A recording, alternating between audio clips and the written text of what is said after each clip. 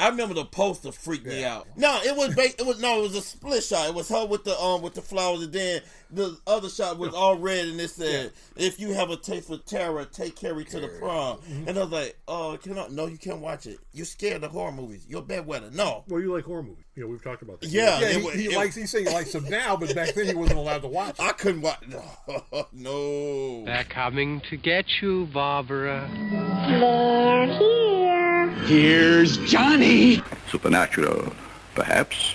Baloney, perhaps not. Oh, you should put that speech on tape. He pulls a knife, you pull a gun. He sends one of yours to the hospital, you send one of his to the morgue. That's the Chicago way. Hello, Chicago, hello. Hello. Hello. Hello. Got a drink to that? Welcome to Alternate Reality.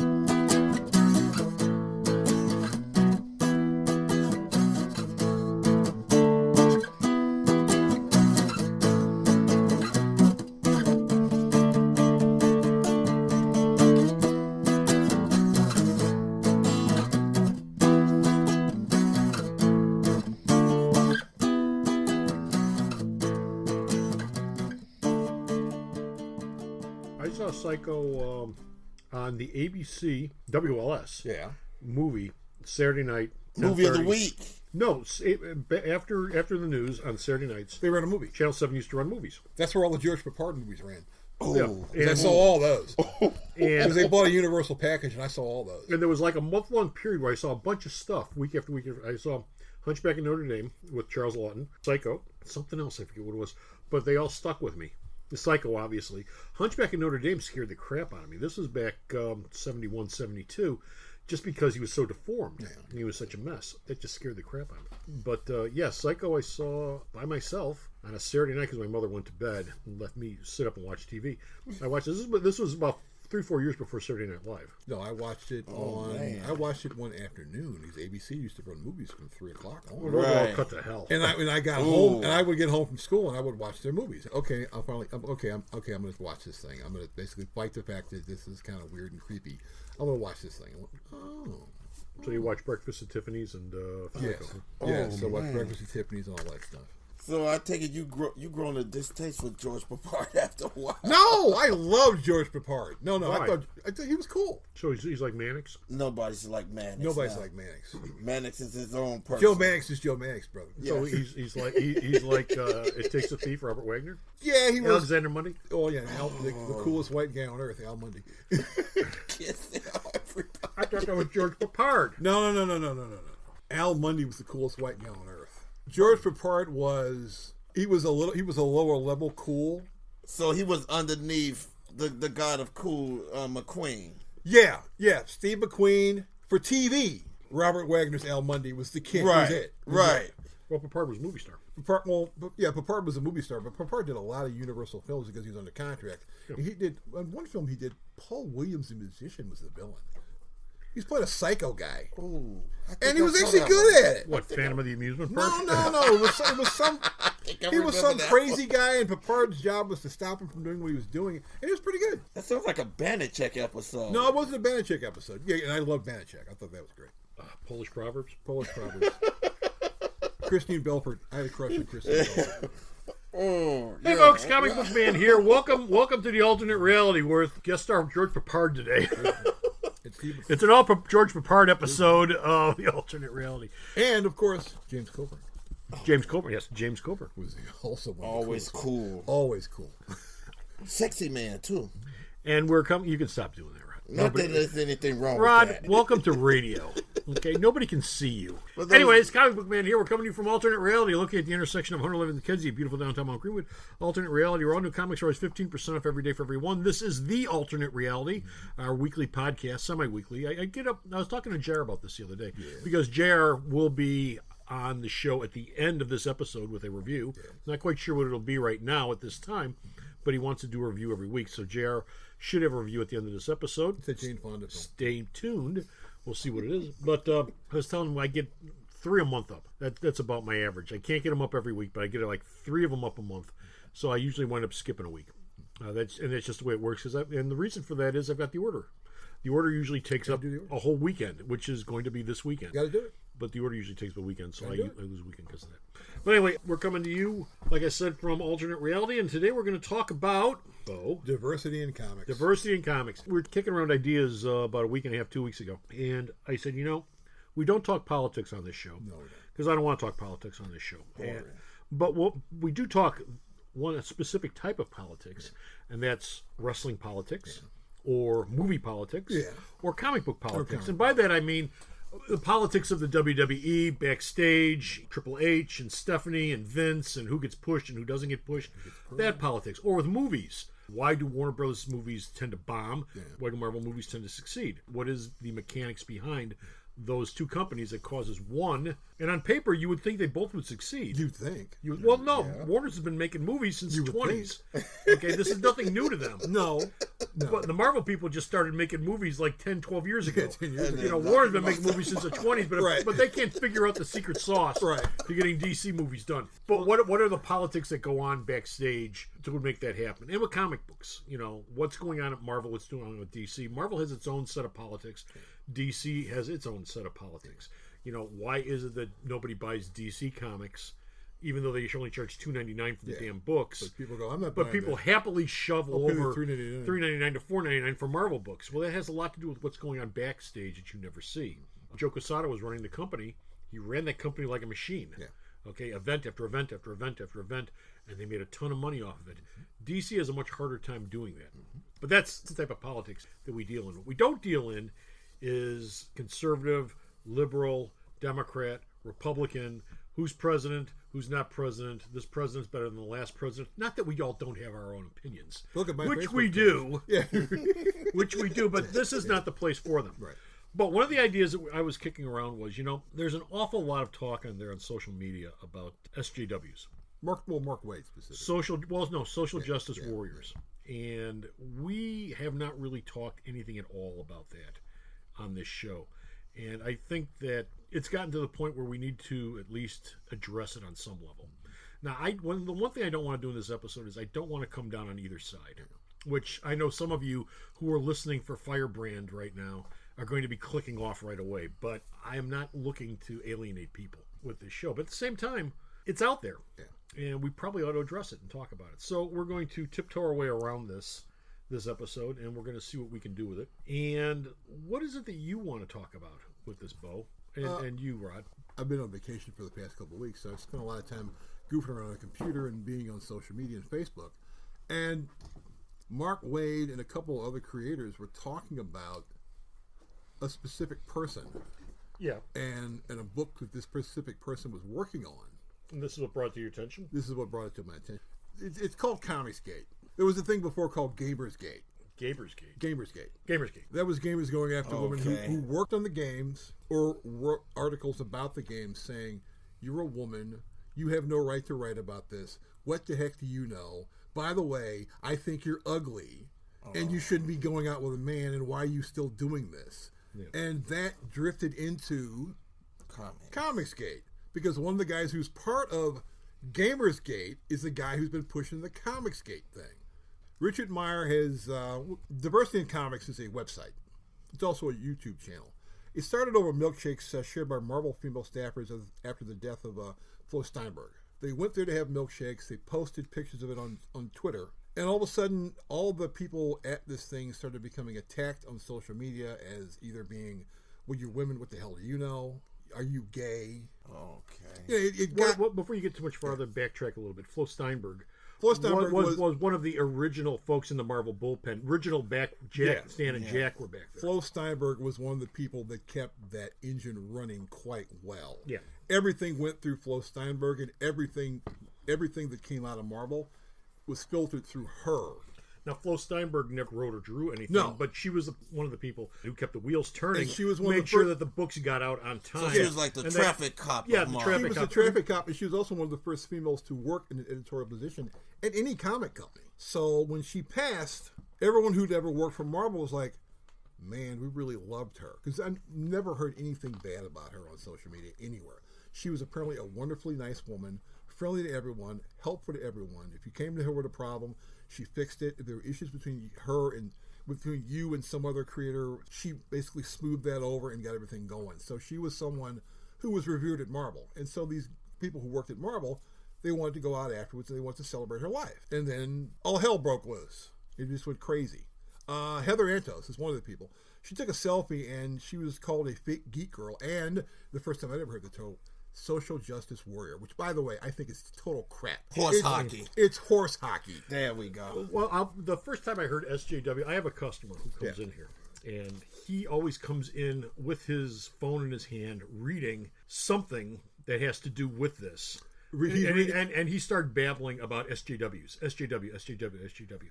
And I didn't think anything of it because, to be honest with you, I'm like kind of busy around here. Yeah, you're just like, okay, I'm trying to work. And what are you talking about? Okay, a third or fourth time coming into the store over the course of 3 to 4 weeks. And I'm thinking to myself, single Jewish woman? Single Jewish female. Single white female. No. What does that mean? Yeah, no, seriously. When I hear SJW, I'm thinking single Jewish woman. Yeah. Right. Because that's a designation for that, in the dating scene, SJW or SBW, single black woman. Single black woman. And I said to him, what's the problem with Jewish women in comics that you keep talking about? And he said, no, it's social justice warrior. I said, social justice warrior. That makes sense. The term came out of Gamergate. And it translated into ComicGate. Richard C. Meyer, he had a Twitter account called Diversity in Comics. And he started ranting and raving about social justice warriors. He would go by a comic shop and he would see a poster of the new Captain Marvel book that was coming out when it came out. And his thing was like, well, what's wrong with the other Captain Marvel? And why is it a woman? And why is this book still existing? Because it could possibly be selling. And so how can Marvel have the nerve to sell this book? Because it can't possibly be selling because Captain Marvel's supposed to be a guy. Captain Marvel died of a cancer. Yeah, Captain Marvel's dead. That part sort of went way over his head. Well, Marvel died. He died of cancer. Marvel died back in '83. Yeah, Marvel there have been died. a couple of Captain There have been a couple Marvels Captain Marvels since that point, including a female black Captain Marvel who was the Avengers. And he wasn't complaining about her because apparently he never was brought to her attention. Well, she was back in the mid '80s. Yeah, they brought her out. Yeah. Lasted for about 5 years. Went nowhere. It was an Avengers annual. Yeah, it went nowhere. Monica Rambeau. And they did something whether they killed her. No, they changed her name. They changed her name to Photon. Yeah, Photon. They changed her name because she wasn't Captain Marvel. She's not wearing the outfit. And the next run Marvel had with Captain Marvel book was Genus. Yeah. Who was Captain Marvel's clone son or something. Yeah. And that lasted all of 10, 12 issues, I think. Mm. But then Peter David got a hold of him, retooled it, and then had sort of a short run with it. Well, not a short run. It lasted a couple of years. His run with that. But then that petered out. Right. Okay, no pun intended. And then you had Kelly Sue McConaughey come along. No. Well, you had Ms. Marvel. By this point, Ms. Marvel was showing up in the Avengers. You had Ms. Marvel. You had Carol Danvers, who was... she's been around She's been around since the beginning. She was Captain Marvel's girlfriend. She ends up running with, was it Rogue? Rogue and she gets powers, so she becomes Miss Marvel, and then eventually she becomes Captain Marvel. Right. And so she's been Captain Marvel ever since. But yeah, this guy goes by a couple of comic shops, and he sees this, and he starts complaining about it online, repeatedly. Wow. Yeah, he also didn't like the fact that Luke Cage was a family man pushing a baby in a baby carriage because he was a blaxploitation character. How come he's not that character anymore? How come he's not walking around saying "Sweet Christmas" and wearing that silly looking outfit? Because that was 1970 something. My head is hurting over this because you want a wide range of people coming into comic stores, right? There are some people who read comics who don't want that. And so they've used social media to complain. And on the YouTube channel, he complains the company should only hire white males, and anyone who's working at a comic company who's not a white male should be fired. Okay. He called Tanya Nishikosa a race hustler. He said all women who work in comics got their way from sleeping with people. He suggested that Dan Slott and other creators were pedophiles on his channel. Okay, now, you want people in your store reading books. I don't care if you're a girl, boy, black, white, straight, gay. There's only one person sitting around this table that's a retailer right now. Yeah. Well, and that's me. Yeah. He wants people coming in the store to buy stuff. Right, thank you. But, however, you can appeal to people other than white males by doing books with characters who aren't all white males. We have talked many, many times on this show about Marvel taking the initiative they did started 3 years ago, where they switched the race and they switched the gender on a lot of characters in order to diversify the line. And my attitude towards that then, my attitude towards that now, My attitude towards that has always been, if it brings more people in the door, great. And if it doesn't, stop doing it. Right. There's no point in doing it, especially if you're losing money by doing it. One of the things that the folks who championed the fact that not so much Captain Marvel, because she Carol Danvers, like we said, that's a legacy character, and she's gone through so many permeations. I mean, going from Carol Danvers to Ms. Marvel to now Captain Marvel. But characters like Riri Williams, where you take Iron Man, get rid of Tony Stark, and substitute her for Tony Stark. There are so many people out there who championed her, but they don't pick up the book. No. And if they did pick up the book, she would still be Iron Man. Right. Okay, because the only thing that matters in comics is sales. Yeah. If the book is selling, great. And if the book isn't selling, then we cancel it and start it over again. Hence the reason why we have so many number ones. Yeah. The book peters out, new number one, sales go through the roof. And then it's a steady decline back down to it's time to retool the book again. Retool, number one. Now, one time previously when they did it, they decided, well, we're going to make a black female Iron Man. Okay, that was the retool. But they did all this at the same time. At the same time that they did Amadeus Cho as the Hulk. Yeah. It was the same time that they had a whole bunch of Spider-Girl characters show up in the Spider-Man universe. You had Silk. You had Spider-Gwen, of course, Spider-Woman, who's been around for a while. Yeah, Gwenpool. So you've got all these female characters, all these ethnic characters that weren't around previously, in order to broaden the base. Yeah. Now, my attitude towards that always was, the reason they're doing it is because Disney said, you know what would be great? If we had some other characters we could market to different markets. Yeah. Well, that's not Marvel saying, I've got a brilliant idea. That's Disney saying, corporate edict, broaden the base, make this character black, make this character Asian, make this character female, make this character this, make this character that. And Marvel going, okay, that doesn't make a lot of sense, but you are overlords now. So, sure, we'll do it. What the hell? And we'll make it so comic fans loved it and comic fans didn't. No. No. Well, no. Someone initially, but yes. someone actually did research into this thing. David Gabriel from Marvel said, "Well, you don't like the diversity things." The sales weren't any different. The numbers did not go down. The numbers are exactly the same. Well, Marvel's sales here have tanked over the last 2 years. Yeah, in certain stores, but they said overall, the sales are exactly the same way they were before. The books are still selling at the same rate. Then what's the point in either changing it now or changing it then? Well, if you're not doing it to raise sales, what's the point? Well, you end up with a bunch of characters that people went, hey, I like that character. And so they did start buying some of those books. You know, as a retailer, I do not have a dog in the fight of Tony Stark or Riri Williams. You want Iron Man. I want Iron Man on the rack that people will buy. Bottom line, that's what I care about. Now, as a fan, I may hate Riri Williams or I may think she's brilliant. But that doesn't matter as a fan for me. What matters to me as a retailer is who's buying it. And if people aren't buying it, it's not working. And if it's not working, change it. Okay, you do that whenever a book reaches its 13th, 14th, 15th issue, because it peters out, you start over again. And what we're doing right now is we're going back to the legacy characters. The Avengers are not the same Avengers they were doing 2 years ago. No. Iron Man is about to become Tony Stark. Yeah. The Immortal Hulk is going to be Bruce Banner. Yeah. Thor is going to be Odin's son. You know, we're going back to what we had before. Because people weren't buying the other books. Well, that and these characters. Now, a year from now, we might be retooling again for the same reason. But when all these characters died, I'm sitting, they're not dead. They're going to come back. Everyone knew they were coming back. So you go, well, they're bringing them back. Well, they were always going to bring them back. And the same with Riri Williams. Riri Williams is not going anywhere. No. Once Marvel creates something, it is there forever. It's going to live forever. It is never going away. Now, she might come back in a different form. She might not. No. They have plans for her. What it is, she'll probably pop up in Champions and a whole bunch of other stuff. Okay, well, I mean, but she's not disappearing. And the Marvel cartoon, and she's gonna pop up in that, and so that basically makes Marvel some extra cash. Which gets back to what I was saying before about Disney imposing this on Marvel, saying we would really like you to have a more diversified lineup of characters, so we can sell them on the Disney Channel, where we have a lot of kids sitting at home who are watching these characters and can identify more with a black female Iron Man than they can with a middle-aged white man with a mustache. And Marvel's always pushed this, and DC's always tried to do this.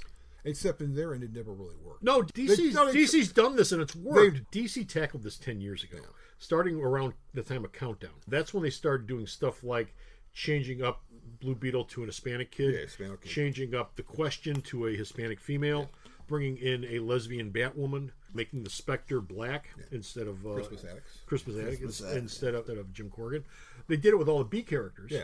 But then again, they did it with B characters that nobody cared about in the first place. You got nothing to lose. It's not like Wonder Woman went black all of a sudden. I got nothing to lose. But getting back to the thing, The biggest problem with this whole Richard Meyer thing is that on some of his posts online, he started posting the physical addresses of people he didn't like. That's that's horse hockey. So it's like, hi, these are the people who don't like what I'm talking about, so this is where they live. And this is their email address. And he started doing this on his YouTube channel and on his Twitter account. And that's when comic professionals went, okay, now you've gone way over the line of what's considered acceptable behavior. What you're doing is basically terrorism. You're bothering people because you don't like the fact that they don't like what you like. And you're inviting people to send them emails and send them things to their houses and come to their houses and do things because you just, well, I don't like it. And since you like it, there's something wrong with you. This is the same guy who also did the beat up Mark Waid on Facebook or something. And Larry Hama, who writes G.I. Joe, he's a Facebook friend of mine. He sent the post on his YouTube channel. There's an animated bit at the end where he's basically beating the crap out of creators he doesn't like, animated wise. Well, good for him. But this guy also, he's never really worked in comics before. He raised almost $250,000 to do a book called Jawbreaker's Lost Soul. He wrote it. It's drawn by former Marvel artist John Mallon, who got into trouble before he left Marvel for posting anti-Semitic things in the back of his last issue at Cable. The book was going to be published by Antarctic Press, and then stores basically told Antarctic, we're not ordering that book. Okay, before we get to Antarctic Press, let's take a break, digest this for a minute, and then we'll come back right after this, because I want to talk to you about Antarctic Press. Every Sunday is super at Alternate Reality with our Super Sunday Sale. Each Sunday we pick a different character, family, or publisher, and we discount all of their comics and trade paperbacks 25% off all day long. What we pick for the sale is different each week, but each Sunday you'll save 25% off. And that's all day long, all day Sunday, only at Alternate Reality. And we're back. Antarctic Press. Now, Antarctic Press has done a lot of political comics over the years. Yeah. They've done stuff like Time Lincoln, which really isn't political, but they take Abraham Lincoln. They do a time travel thing. They do a time travel thing. They've done some Trump books, too. They've done some Trump books. And They did do some Obama books. Back when Obama was president. Yeah. But they're all parody books. Yeah. They're all parody books for the most part. And actually, they dabbled a little bit in historical books back in the day, going back about 10, 12 years. Because Antarctic Press is geared so heavily towards manga and funny animals. Funny animal stuff. Yeah, they tend to do, when they do historical stuff, it tends to revolve around World War II. Japanese and World War II. But I always assumed that Antarctic Press was probably left of center. It doesn't look like it's conservative. It's not conservative, but I've never picked up an Antarctic Press book in my life. Nothing they do appeals to me at all. But that's just because, like I said, it's primarily manga. You don't care about manga. And funny animal stuff. Yeah. But their attitude is basically we're going anthropomorphic stuff. Yeah, we're going to publish stuff because we think it's going to make some money. Gold digger. Yeah, gold digger. Except for Jawbreaker's Lost Soul, they went, we're not going to make any money on this because retailers have told us, you may publish it, we're not going to order it. And so when they found out that people weren't ordering it, then of course they started attacking retailers who were like, well, you're not ordering my book? What's wrong with you? Why aren't you ordering my book? You don't order my book? You censorship? Well, this was a trade paperback, right? Yeah, I think it's a trade. Okay, well, first off, I wouldn't order it, not because of the subject matter, but it's a trade paperback. It's a trade. I don't order trades from Antarctic. I order the comics, but I don't order the trades because they're too damn expensive. Right. And they sit on the shelf too long and don't move. Yeah. I mean, I used to get all the gold digger trades, and I stopped doing that about 8 years ago because they stopped moving.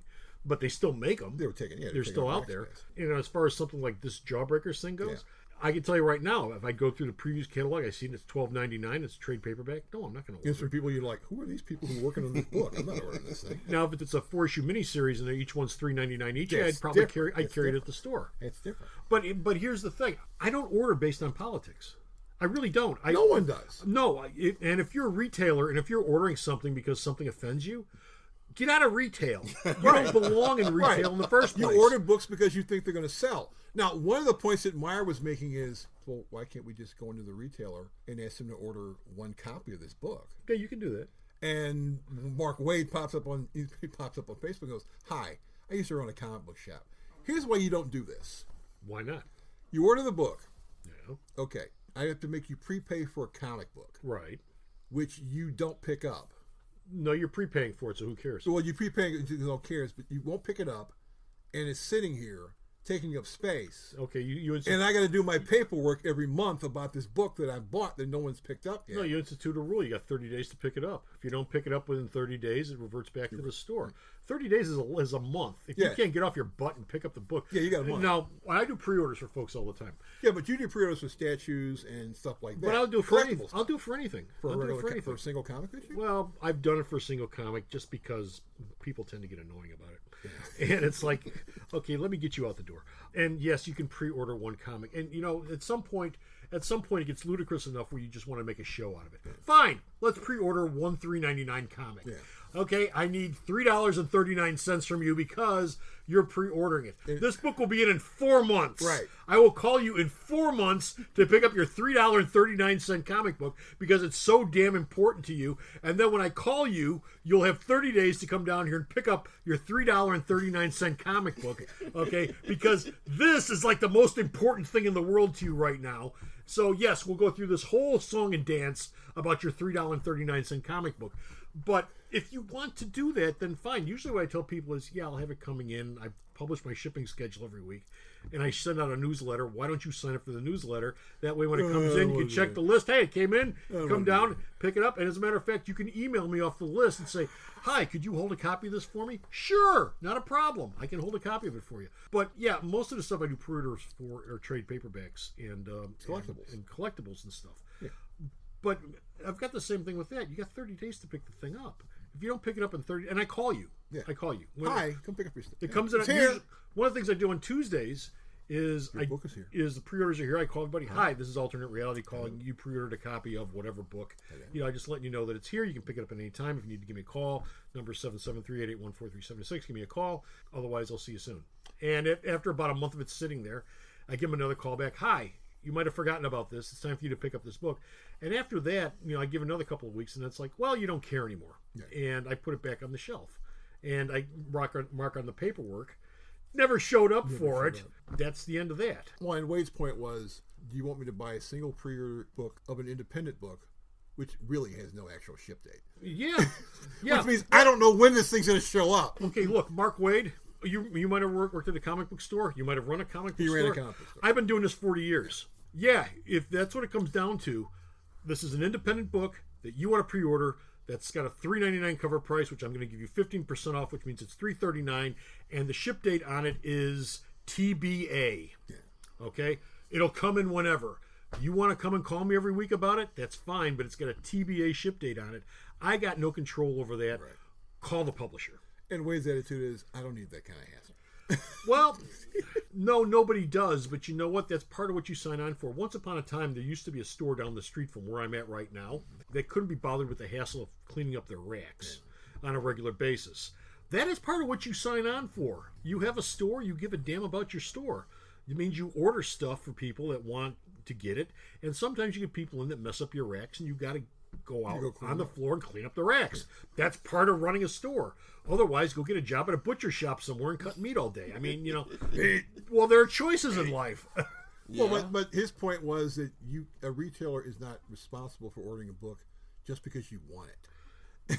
Well, no, they're not responsible for it, but you should. Especially if you're walking in and you've never seen this person before in your life. And they walk in and say, hi, could you order a copy of this book? And you know as soon as you take that order, that person's never going to be seen again. No, I don't know if I mentioned this or not, but everybody's prepaying for this stuff. You're prepaying I'm getting my money before I make that order. Yeah, you're getting that money first. Now, if you want to walk out the door and forget about it, that's fine, but I got your $3.39. I already got your money. I already got your cash. But a lot of people ask me, oh, can I put down 50%? No, you can put down 100%. Right. Because if I'm pre-ordering it, that means you have to come pick it up. Well, what if I prepaid half of it now and half of it later? No. What if I don't order it? Yeah. Okay. I'm going to go down to the restaurant and I'm going to tell them I'm going to order food from you and I'm going to be here at 8:00. Can I prepay half of this before I get there? Yeah. So that when I walk into the restaurant at 8:00, the food will be sitting on a table waiting for me, and then I don't show up, so they go, why did we cook this? Well, you're in dreamland, right? Yeah, I don't want to dump on Mark Wade, but that's kind of unrealistic, Mark. There's some things that you have to do when you're a retailer, whether you want to do them or not. And no, if you're a retailer, you do not have to order something from someone. But then again, you also don't have to stay in business, right?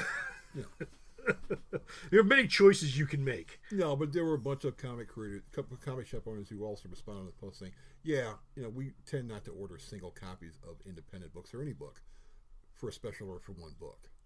I have a guy that comes in here, and this is a different subject matter, but it's the same idea.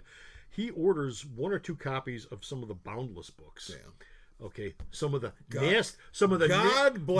nastiest versions of the Boundless books that you can think of. Yeah, I just saw those in previews a couple of days ago. And Sarah loves dealing with those. But he orders some of the nastiest covers on those books, but he pre-orders all of them and he prepays for all of them. But he's ordering multiple copies, right?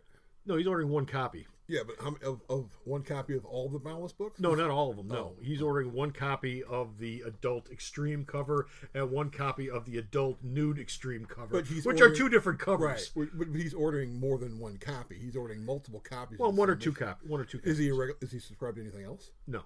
This is all he does, but they're $7.99 a piece. Yeah, well, and I give him 15% off on the damn thing. Now, whatever I might think about those books, hey, what you want to buy is up to you. I have an adult section in the store, and I've told people many times in the past, all I care about is the money. Right. Nobody goes in that room that's under 18. Yeah. Beyond that, whatever you want, I don't care. Yeah, you want to buy it, it's fine with me. If it's lesbian, if it's black on white, if it's man on man, I don't care.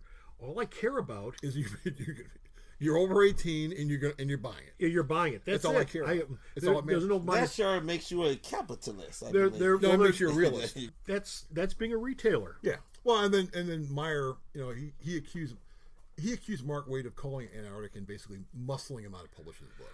And is Mark Waid working for Antarctic on any level? No. Well, what? Mark Waid. Antarctic should tell Mark Waid to go blow. Then Mark Waid called and left him and said, "I think you should know the history of this guy from this book you're going to do." And he just left him a message. He never talked to anybody in Antarctic. And they decided to kill the book on their own. Well, that's Mark Waid being a busybody. Well, that's an old name for that. That's Mark Waid who's been attacked by this guy. Yeah, the guy did put a bounty on Mark Waid. I read that. He put a bounty on Mark Waid. Okay, here's the thing. It's time to break the circle with that. Okay, because at some point they're both going over the Reichenbach Falls together, in a death grip. Okay, it's time for somebody to break the cycle, and it's probably going to be Mark Waid. Oh, Wade's basically moved on. He hasn't posted anything about it since. And right now the book has no home, and Antarctic's not publishing it. And Meyer's telling me he's going to sue he's going to file a complaint with the Fair Trade Commission. Like, for what? For them deciding not to publish a book? You can't make a publisher publish your book. Well, if there was a contract, then yeah. Well, I think contracts in Antarctic, I don't know. Well, no. For whatever you might want to think about Antarctic, they're an actual comic book company that's been around since the 80s. I'm sure they have contracts. There's no contract for the release of the book. He paid for this book by crowdfunding. Okay. So Antarctic is basically just publishing it. It's paid for already. So this is basically a print-to-order thing? Why not print it? Why not do it yourself then, since he crowdfunded it? He could do that, and that would make sense. He could sell through Amazon. I mean, this is the 21st century. He could sell it himself. But if you're a comic book fan, do you buy books online or any other way from people you've never heard of? Never. You say, okay, I got the diamond thing. I'm going to go through all of it. And you go, who's this guy? I don't know this guy. I'm not ordering it. So there is money in self-publishing. There's also not money in self-publishing. Right. These aren't big names. These aren't big names. Right. These are just regular guys. This is like you and I going, hey, let's do a comic, and then coming in, you want to sell this book in your store? We did it. It's ours. That's nice. Yeah. You know, I tell people to do that. Yeah. How many they read the book. I tell them I'll take 3 copies. Right. On consignment. Right. 50% split. Right. Put it over there on the shelf with all of the rest of the books that nobody is bothered to ever look at. Right. Okay? And you are welcome to come back as often as you want to see how many of the 3 copies have moved. Yeah. Okay? And at some point, if you want to take your book back, take your book back. It was bought on consignment. Okay? Now, I'm not even buying it. Yeah. I'm not even... Consignment is, if I sell one, then I will give you half of the money. You're getting shelf space. Yeah. That's all I'm guaranteeing. There is a store in the city, Crunchy Nuts. Yeah, Crunchy Nuts. Crunchy Nuts down in the Loop. They will sell you shelf space in order to showcase your book. Not give you, not offer to you, not, I'm so glad you're here, we want to support Chicago artists and creators. No, they will charge you shelf space in order to house your book. Yeah. So when people come in here and get snotty with me about not buying their book, I am giving you shelf space to put your book on. Yeah. And I am offering you a 50% consignment deal on it, which means you make half of whatever the cover price is. First thing, though, is most of them don't even bother to put a price on the damn book. Seriously, I look at the book and I go, there's no price on here. Where's How the much price? is it? And they usually look at me and go, well, we hadn't really thought about that. Well, guess what? Man. It's time to think about The it. first thing you think about is, how much man. am I going to charge for this material? And I say, how about $3.99? Well, I don't know. $4.99? Oh, I don't know. How about $19.99? Whatever you want, it doesn't matter to me. It's not going to move in the first place. But you're walking We into can me. put $120 on it if you want. You're trying to sell me on this concept of keeping this book, and you tell me you don't even know how much the book wants to be. So if you can't figure this out, why do I need to figure it out? Well, you're getting into artists and creators who are not business people. Yeah.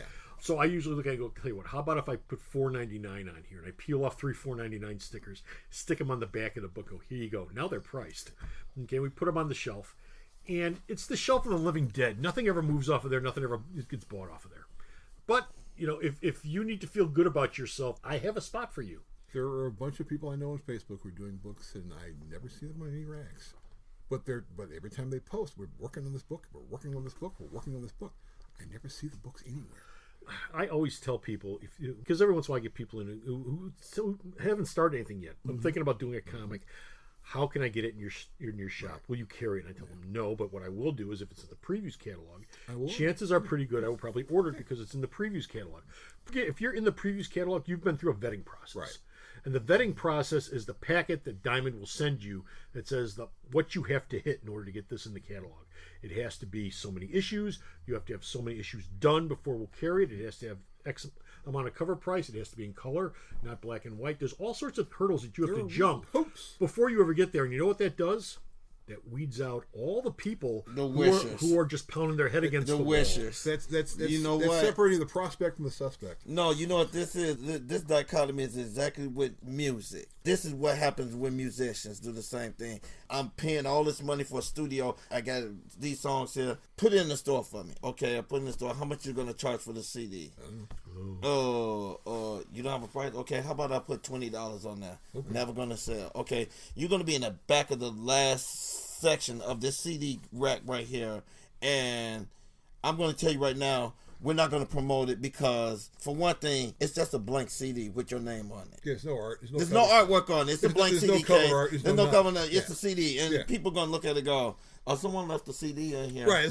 Did someone leave? And toss it. Unfortunately, like you said, separates the dreamers from the doers. Yeah. You have to put in the work in order to do that. You can't just say, okay, I got a CD. I got 5 songs on it. I'm going to sell it for, let's say, for instance, with me, I do a CD and has 3 songs on the sale for $5. Mm-hmm.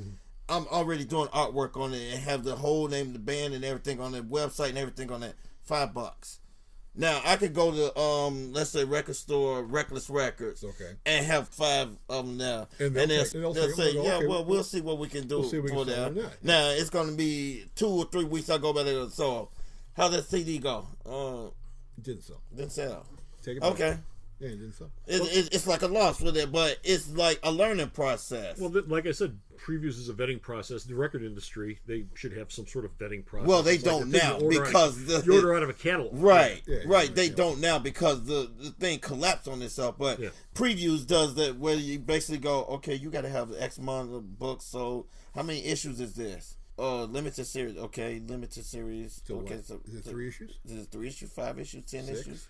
Well, that's one of the things that previews makes you figure out ahead of time. How many issues is it? And you have to have X number of issues done already before we'll even accept the first one. Right. And then we have to see the first one and see whether or not it's amateurish enough. or whether or not it's actually good. Or whether or not it's actually good for us to carry in the catalog. But I always tell people, look, you want to be in the catalog. And the reason why you want to be in the catalog is you want to get on your bike and ride around to every comic book store in the city of Chicago, period, as opposed to being in a catalog that is circulated worldwide, okay, which people in Manchester, England can order at Forbidden Planet in England, or folks up in Canada can order, or folks in California or Florida or anywhere else in the country or in the world that look at your little comic book and go, this would be great in my store, and they'll order it. Because those are your two choices. Or are you going to be the guy standing on the street going, "You want my CD? You want my CD?" No, I don't want your CD. I don't know who the hell. Who are you? And who are you? Why would I want your CD? I don't even know you. You're a guy on the street trying to hand it to me. Exactly. Now you see why you have to put the work in. Okay, let's take a break, and when we come back, we're going to wrap this all up. You know, folks, there really is no other store that has as many sales as Alternate Reality. Beyond our signature sale of 15% off all new comics, we also have specialized sales peppered throughout the week, month, and year. For example, did you know that every Thursday is Ladies' Day at the store? That's right, ladies. Stop by the store and you'll save 20% off all of your purchases all day long. Ladies from 8 to 80 get a 20% discount on everything all day, every Thursday, only at Alternate Reality. And we're back. So, Bo, we're coming up on the tail end of this. What do you want to say about this? There are ways to complain about stuff you don't like. Printing people's addresses is not one of those ways. Just don't buy the book. You just don't buy the book. Yeah. I mean, if you want to complain about something, the old saying is vote with your feet, vote with your wallet. But when people decide they don't like what you're trying to sell, attacking them and going after them personally never works out well. The political convictions of artists and writers, I've always found, ultimately don't work their way into the book. Generally speaking, they don't. Now you can take someone like Chuck Dixon or Ethan Van Sciver. And not even Ethan Van Sciver. Dixon's a writer. It works better with writers, I'm about to say, than artists. Yeah. But you can take someone like Chuck Dixon, nothing against him because of this, who does predominantly books like G.I. Joe. Yeah. You could look at that and go, well, he's probably not a liberal. No, he's not. And that's fine. He's an abashed non-liberal. Well, that's fine. And that's what he does. And those books have a market, and people buy them. And I don't have a problem ordering them. No. I wish that some of the other books that other creators like Chuck Dixon do sold bigger numbers. Because, like I said, that's all I care about is the bottom line. But at the same token, if you're a little left of center, okay, and you're a writer, like obviously Mark Waid is, I really don't get a lot of that coming out of his work. You read Kingdom Come, and I don't look at it and go, "Oh, this is written by a lefty." Or it's not. You don't get that out of it. Or Nick Spencer, who's an abashed liberal, and you don't get that out of what he's writing. If you're a good writer, you don't need to grind an axe because your axe is the characters and the punching the bad guy in the face, or rearranging the universe, or saving the day, or catching the woman who's falling off the roof. It's not political crap. Yeah, and then the biggest problem with Chuck Dixon is Bane Conquest. The numbers were bad. It wasn't because which has nothing to do with his politics. No, it wasn't because of Graham Nolan's artwork. It's because a lot of mainstream regular comic folk have put Chuck Dixon into the dinosaur mode. He's a guy who was a big deal at a certain point, and now he's just a guy who's hanging around. There was actually a piece on Bleeding Coal yesterday which said that comic companies don't really hire you or work with you because of your political views. In fact, they said people who are conservative, they're obviously out and about it, and so they don't mind hiring them. They said people who have liberal views, they sometimes have more problems getting work than the conservatives do. There are people who at DC and Marvel will not be hired because of things they've said and things they've done. A lot of the people on those lists are liberals, not conservatives. But a guy like Chuck Dixon, he'll never get work at Marvel. It's never going to happen. They made that quite clear. Dixon's done a lot of work at Marvel. I mean, back in the 80s and 90s. Back in the 80s and 90s, but Marvel's brought people back. He was one of the Punisher guys, wasn't he? Yeah, but Dixon's one guy that went, he's dead to them. Well, Dixon's worked both sides of the street. He's also worked over at DC. He did all that Robin stuff. Yeah. Back in the 80s and 90s too. And Green Arrow. When he was and Green Arrow. When he wasn't at Marvel, he was over at DC. Yeah. But it's the Chuck Dixon universe of books, basically all street level or military type stuff. Well, Chuck Dixon would be, which is fine. That's his milieu. Chuck Dixon's not an A-lister. He's not an A-lister. He's a steady guy. Chuck Dixon he's a B-lister. Well, Chuck Dixon at his height was never an A-lister. Yeah. He was a very high B-lister. Yeah, right. He was never in the Chris Claremont, John Byrne stratosphere. No, he never. Or Jim Lee or Rob Liefeld. Steve Englehart or any of those guys, or Marv Wolfman or Len Wein. He never got to that point. He was just a guy who's like, okay, you're here. You're going to get the books out on time. Your books are going to sell okay. We're not expecting a lot out of you, but you're going to hit your deadlines, and so we'll keep you around. That means a lot in comics. It really does. It does. It does mean a lot in comics, but your politics don't matter with that. No, it's like, you got to meet your deadlines. And he was able to meet his deadlines then, and then he sort of went off into the independent world. And then when he decided to wander back in, DC and Marvel went, we don't really have any interest in you anymore. DC more so than Marvel. DC would pick up a Chuck Dixon the same way they've kept Keith Giffen working on. And Marv Wolfman. And Marv Wolfman.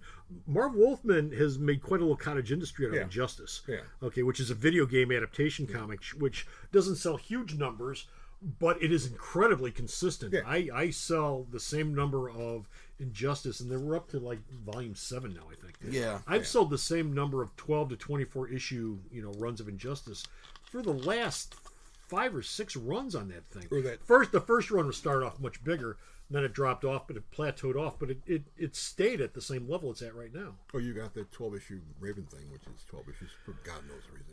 Well, the Raven thing, that's a dead man walking. And the Cyborg book, you know what that is? That's the Bane book. Yeah, it's the Bane book. And Cyborg, which was canceled, then all of a sudden, well, Wolfman's going to work it. And people went, oh, he's working on it? We still don't care. And just as there's beat talent, there's also beat characters. There's only so much work you can do with some of these characters to get people to read them and like them and enjoy them. And Marvel's got the same thing. I mean, they're taking another run at Darkhawk. Why? I don't know, outside of copyright. But and he's a limited and apparently semi-vocal cult following. But it's a cult following. Limited, and semi-vocal. Right. But that does not mean sales. No, but remember, that means a small amount of steady sales. But remember when we started talking about Captain Marvel, Carol Danvers popped up in almost every Marvel event for the past couple of years because they wanted to keep that character out there. Well, I've talked to you about that before. That is the archetypical plate spinning on a stick. You got the guy, he's got 10 sticks, 10 plates, get the first couple spinning, and when you get to the fourth one, you go back to the first one to keep them all spinning. Carol Danvers showed up in Civil War. Everything. House of M. I think House of M. Yeah, she was in that. She was in everything. Civil War, Silent Invasion. And the way it always worked with her books were, for about the 5th issue, when she got the sales laid out. The sales would be like, say, she'd sell 30 copies of a book. Yeah. Then you've got 3 Civil War appearances. Those sales jump to 50 copies. Yeah. Then, like, first issue where she has no appearance, it drops back down to 30. Mm-hmm. Then she's in Civil War, jumps back up to 50. And it was up and down like that through the entire 50-issue run of Ms. Marvel. And unless she's in a series, nobody buys the damn book. But the problem with that is, at some point, why are we publishing the book? Because there are books. Well, if you're going from a core of 25 to 30 people to most of the people who are buying into the event back down to 25 or 30 people, the folks who are buying into the event, they're not staying with the book. No, but they don't give a damn about the book except for those event issues. But I'll be willing to bet if you're selling 25,000 copies of that book for a month, that book's going to keep going. Because the cutoff point's like 18. If you get below 18, apparently you don't get a book anymore. Yeah. 25, you're staying on the rack. Same thing with Doctor Strange. We're waiting for the right pitch. We're waiting for the right pitch. We're waiting for the right pitch. Everyone loves Doctor Strange. Everybody has a pitch. Everyone has a pitch. We're waiting for the right one. They get the pitch. Jason Aaron comes in and they go, "That's the pitch," and he's been zipping along ever since. Yeah. You wait. There are characters in all these companies in which the creators, the people who run the companies, they go, "I like this character," and sooner or later you're going to buy it. And we're going to see if we can keep having this character pop up to the point where you're going to go, "Hey, this character's kind of cool," and you're going to buy the book.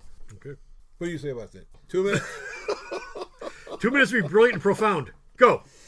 Okay, getting back to the topic about the... You're done. About the whole diversity thing. Like I said, I prefer seeing a wide range of people still buying books. Like, for instance, with Free Comic Book Day, you don't get the same one group of people in there. You get a wide group of people in there, right? Yeah, I get a wide group of people coming in for 50 free comics. And I don't see them again for another year. I'm here for my free stuff. That was another. I've never done that. That was another Facebook debate whether it's even worth doing Free Comic Book Day anymore. When I started this off saying that we were throwing around ideas for future shows, Free Comic Book Day is one of them. Yeah. I do a big deal with Free Comic Book Day every year, but I figured out about 10 years ago, I got a lot of people coming in here for free books I ain't going to see again for another year. And that was basically what the retailers were all saying online. They were saying that. Stephen Grant asked the question, how many people who you see on Free Comic did they come back? And a lot of retailers chimed in and said, well, some of them do and some of them don't. But then they also said Free Comic Book Day sales-wise is one of the best days of the year. It is. It is. Free Comic Book Day, Black Friday. Those are my 2 biggest sale days of the year. Now, does that mean these people are going to come back to the store after Free Comic Book Day? No. But you got their money already. So let me tell you something that I tracked for years around here, which I knew was coming this year. This year's Free Comic Book Day was one of my 10 best Free Comic Book days. The week, Wednesday to Tuesday, was one of my top 5 weeks ever since I first opened up. The week after, one of the worst weeks of the year. There's always a hangover the week after. People come in, they spend a buttload of money, and then the following week, I don't have any money. So they don't come in. I spent it all because you had all the stuff on sale. So but I'm sitting here, and it's crickets chirping. Yeah. Okay. And it's like, oh my God, I'm going out of business. No, it's the week after Free Comic Book Day. And, the week after Free Comic Book Day, we start to get back to normal, which is what this past week has been. Yeah. We're getting back to normal. You reset. Yeah, you reset. It's a reset. But yeah, it's to say that it's a big week, it is. Yeah. And there's always a really bad week that follows it. So it sort of balances out when everything is said and done. Oh, and a lot of retailers said the same thing I suggested to you. DC Nation should have been DC's Free Comic Book Day book. Yeah, it should have. I don't know why it wasn't. A lot of retailers said they gave those books away. A lot of, I don't know why DC didn't make the DC Nation book a Free Comic Book Day book. Really, it was a quarter. I mean, what the hell? Most of the dealers who were it was a quarter. It was a quarter with a discount. On my part. So I mean, we sold 1 million copies. The book cost me less than most of the Free Comic Book Day books cost me. Yeah, and why DC didn't give that away? And almost every retailer posted, we gave them away. We ordered them to give them away. We didn't charge people. We just gave them away. So we done with? Yeah, we're done. Okay, well that's it for diversity. So the world's a better. How diverse are you? The world's a better place. Well, sure it is. Kumbaya. Shut up. More volcanoes. Now we're going to take a break, and when we come back, JR will be here with a review of...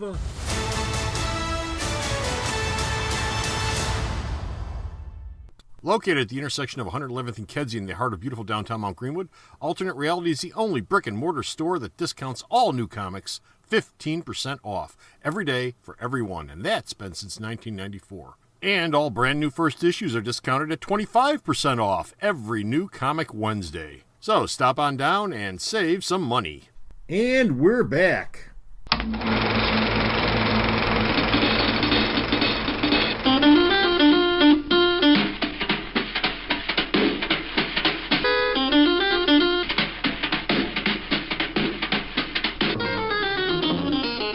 Hello, summer cinema goers. This is good old JR, Jim Rutkowski here to review the latest sidebar in the Star Wars saga. Yes, Solo, a Star Wars story.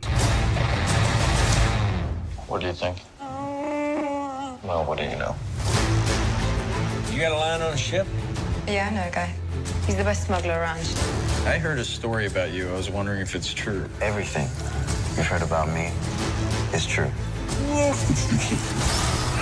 L3! Let go of the mean man's face.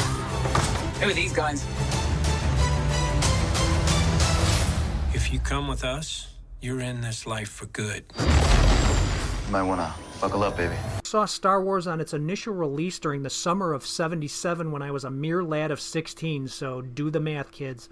And there I was sitting there loving every second of it. A spunky princess, a young hero, an imposing villain, and after nearly an hour I figured it couldn't get any better than this, but I was wrong, because at the 48-minute mark, in saunters Han Solo, and this up until that point wholesome entertainment finds the rough-hewn edge it needed to truly kick it into overdrive. So well played by Harrison Ford, Solo was a rogue, a scoundrel, a mercenary, and a guy who, before George Lucas got wimpy with special editions, had no problem shooting first. Solo was a beautifully conceived and executed character, and his initial appearance in Star Wars and subsequent maturing in Empire Strikes Back marks him as the best character ever to set foot in a galaxy far, far away. Now, for the vast majority of my life, my cinema life that is, Han Solo has been, along with Indiana Jones, James Bond, and a few others, one of the defining cinematic heroes, which is why it pains me to see the character's dimensions reduced so drastically and dramatically in Solo, a Star Wars story. To be sure, the movie largely delivers on entertainment value, and while there are no specific moments that rank among the best in the franchise, the picture is zippy enough to earn a modest recommendation. But while those folks who love all things Star Wars regardless of quality will no doubt adore it, those of us who grew up with this franchise since a young age and find it still pretty deeply rooted in our DNA deserve something better than what Ron Howard and the screenwriters Larry and John Kasdan deliver. Solo's an extremely competent piece of filmmaking. It's definitely a movie that tells a story, has some good characters, some of whom we've met before, all of whom who have specific goals, hopes, and dreams. Performances range from good to quite good. Special effects are all unmemorable but well executed, and the whole thing is fine. And maybe fine is good enough. Maybe there's enough nostalgia to sustain this franchise for a year to come, enough primary and secondary and tertiary characters to generate legions of Star Wars stories that will in turn generate endless billions for Disney. We better hope there are, since we're getting one of these movies a year until we're dead, or Disney decides to start putting out 2 Star Wars movies a year. Now, the biggest hurdle for this, of course, was finding an actor who could do both Han Solo and Harrison Ford justice. Stepping into such an iconic character created by such a popular actor is a daunting task for any young actor, and Alden Ehrenreich probably does as well as just about anyone else who might have been cast. Ehrenreich, who was so terrific in the Coen brothers film a couple of years ago, Hail Caesar, isn't bad here, but he doesn't vanish into the character like Ewan McGregor did with Obi-Wan Kenobi. It was easy to see McGregor morph into Alec Guinness, and it's pretty impossible to see Ehrenreich morph into Harrison Ford. Now, this isn't entirely the actor's fault, as the screenwriters have created a Solo who's altogether too soft and sweet. "I'm not one of the good guys," he bellows at one point, but that's absolutely not true. Other characters like Lando Calrissian, played by Donald Glover, who managed to create a nice bridge between his performance and Billy D. Williams, and the new character Beckett, played by Woody Harrelson, are all more Solo-esque than Solo himself. And while the idea is to doubtless toughen up this character in the next installment, I don't know, maybe it's going to be called Solo 2, Yet Another Star Wars Story, there needs to be a foundation for that toughness in this film, and it's woefully missing. Now, in addition to Beckett, other new characters in the saga include Dryden Voss, played by Paul Bettany, who was Vision in Avengers Infinity War, Solo's childhood sweetheart Kira, played by Emilia Clarke from HBO's Game of Thrones, Beckett's sweetheart, played by Tandy Newton from HBO's Westworld, who's mostly wasted here, and Phoebe Waller-Bridge as L337, Lando Calrissian's wide-hipped droid who spouts social justice and feminist rants, as well as confessing romantic feelings for Lando. She's everything R2-3PO and BB-8 brought to the table on a comedic level, and more. Droids capable of emotion, well, it's been out there in the shadows of other chapters of this story, but here it blasts into a whole nother universe. The story itself is basically a caper plot involving the theft of some valuable coaxium fuel, offers little in the way of surprises, and adds nothing to the saga's mythology. It's generic enough that, if it were stripped of its sci-fi elements, Sandra Bullock could have used it for her upcoming Oceans film. Where Solo, a Star Wars story, mainly succeeds is in its ability to offer satisfying scenarios that loop back to stories we heard about in the original films, from the initial meeting between Han and Chewie to the game that allowed Han to snatch the Millennium Falcon away from Lando, as well as the Kessel Run. These sequences are pretty amusing even if they're ultimately unnecessary. After all, part of the mystique of Han Solo emanated from his lack of a backstory, and filling in the gaps diminishes rather than enhances his legacy. So in retrospect, maybe Porkins, a Star Wars story, would have been more appreciated. That would have left the larger-than-life character of Han Solo to remain unblemished in our memory banks from all those years ago. Out of a possible 4 stars, I give Solo, a Star Wars story 2.5. Worth seeing? Certainly. Why not? And it does have a surprise cameo at the end that I did not see coming. Thanks for listening, everybody, and we'll see you at the movies. Wasn't that a great review? That was a hell of a review. That was a great review. I am amazed by how great that review was. I gotta go see that movie right now. That JR is incredible. I laughed, I cried, I spit in my pants. You did what? I spit in my pants. You spit in your pants? Yes. Well, never spit in your pants. Okay, and that's going to do it for us. We're done. We're finished. We're out of here. We got no more time for any more diversity or reviews or anything else. Be sure to stop off at the store's website, though, myalternatereality.com, where you can see and read all of JR's reviews. There's at least 1,000 on there. Swear to God. He's been writing them since year 2000. 1,000, really? There's damn close to 1,000 of them, yeah. Reviews that JR has done over the years. There's also reviews by Vito Carly, who just started doing reviews for me over the last year. As many movies as I do. That's a lot of movies. And there's Bo's News. Yeah. Bo, I update the news every day from Bocepheus. And if you look really hard, you might notice that Rod was watching the website like a couple days earlier. So you'll feel his influence on the website too. How? The phone does it every time I turn it on now. But until next time, this is Comic Book Man. Rod. Technology at its finest. Technology at its finest. And Bo. So long, kids. So long, kids. Go see Deadpool. And this is me saying bye. Thanks a lot for listening. If you enjoyed this show, please like and share it with all your friends. We value your feedback, so drop us a question, comment, show idea, or complaint either at arcomics@msn.com or, if provided, in the comments section down below on this platform. The opinions expressed in this episode are solely those of the individuals and not necessarily those of Alternate Reality Incorporated. This show is, as always, coming to you from the Alternate Reality Comic Shop, located in the heart of beautiful downtown Mount Greenwood at the intersection of 111th and Kedzie, serving Chicago comics fandom since 1994. Elvis has left the building.